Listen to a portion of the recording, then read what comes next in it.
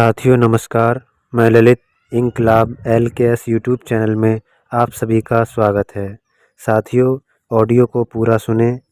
अगर आप चैनल पर नए हैं तो इंकलाब LKS चैनल को सब्सक्राइब करें, लाइक करें, शेयर करें और कमेंट करें। आइए शुरू करते हैं बजट 2024-25 मुख्य जानकारी। 23 जुलाई मंगलवार को वित्त मंत्री निर्मला सीतारमण ने लोकसभा में वित्तीय वर्ष 2024-25 के लिए बजट पेश किया। प्रधानमंत्री ने बजट पर अपने सरकार की पीठ थपथपाते हुए इसे विकसित भारत का बजट बताया।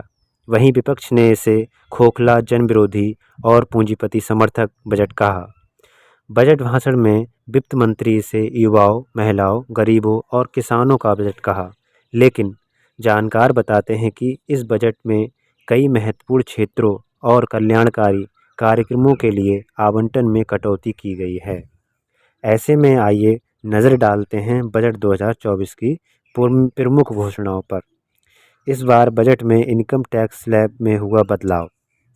नई टैक्स सीरीम में जीरो टैक्स स्लैब को 5 से घटाकर 3 लाख तक कर दिया गया है।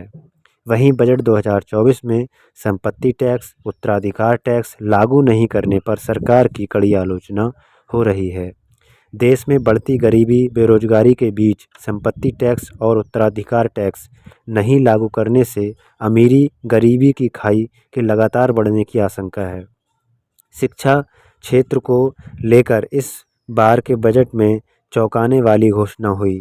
बजट बढ़ाने की जगह इस बार शिक्षा बजट में 7% की कटौती की गई है। जहां पिछले साल शिक्षा का बजट 1,29,000 करोड़ था, वहीं इस बार 9,000 करोड़ घटकर केवल 1,20,000 करोड़ रह गया है। इस साल के बजट में नए स्कूल, कॉलेज, विश्वविद्यालय आदि खोलने की कोई घोषणा नहीं की गई है। शिक्षा बजट घटने पर विपक्ष ने सरकार की कड़ी आलोचना की।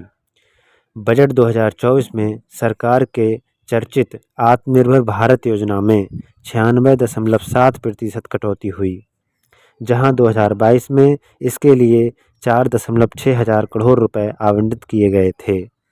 वहीं इस बार यह सिर्फ 150 करोड़ रुपए ही है। इसी बीच सरकार ने रोजगार के नाम पर 500 कंपनियों के साथ इंटर्नशिप योजनाएं शुरू करने की बात तो कही, लेकिन जानकार कहते हैं कि यह योजनाएं कंपनियों को इंटर्नशिप के नाम पर 5,000 प्रति महीने यानी सस्ते और न्यूनतम वेतन से कम दरों पर अस्थायी मजदूर उपलब्ध कराने की एक चाल है। वहीं बजट 2024 में यौन उत्पीड़न और बलात्कार पीड़िताओं की सहायता के लिए खोले जाने वाले निर्भया केंद्रों के लिए कोई भी राशि आवंटित नहीं की गई है। इतना ही नहीं, इस बजट में आशा व आंगनबाड़ी कार्यकर्ताओं को कामगार का दर्जा देने पर कोई प्रयास नहीं किया गया। इसी साल स्वास्थ्य बजट में मामूली बढ़ोतरी हुई, जो महंगाई को देखते हुए बहुत कम है। वहीं सरकार ने PM आयुष्मान भारत योजना में करीब 1,000 करोड़ की कटौती भी की। किसानों को इस बजट से बड़ा झटका लगा है। खेतों के लिए जरूरी यूरिया, दूसरे पोषक तत्वों पर मिलने वाली सब्सिडी को कम कर दिया गया है। खेती की लागत बढ़ने की संभावना से किसान परेशान हैं। वहीं फसलों की सरकारी खरीद के लिए कोई कानूनी गारंटी नहीं मिली, जिससे किसान नाखुश हैं। ऐसे में बजट 2024 को जन विरोधी बजट बताया जा रहा है। आर्थिक जानकार बताते हैं कि बजट 2024 से देश के युवाओं, मजदूरों और आम जनता को कोई लाभ नहीं है और इससे देश के अमीर, धन्ना सेठों और पूंजीपतियों को फ़ायदा है। दोस्तों, ऐसी ही खबरों को सुनने के लिए हमारे यूट्यूब चैनल इंकलाब LKS को सब्सक्राइब करें, लाइक करें, शेयर करें और कमेंट करें।